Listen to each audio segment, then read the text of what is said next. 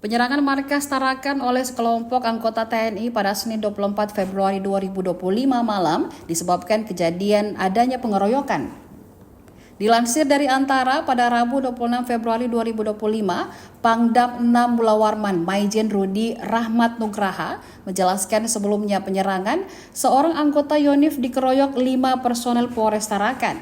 Pengeroyokan terjadi pada Sabtu 22 Februari 2025. Setelah pengeroyokan, kedua pihak setuju untuk damai dan menyepakati biaya pengobatan 10 juta rupiah untuk korban.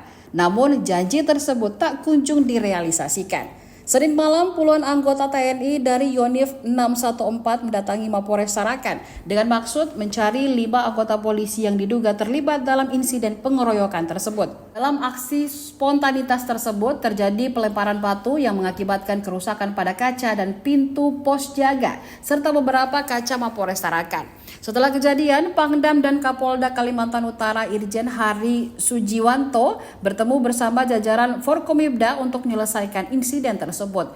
Kedua institusi telah sepakat untuk menindak personel masing-masing yang terbukti melakukan pelanggaran sesuai dengan aturan yang berlaku.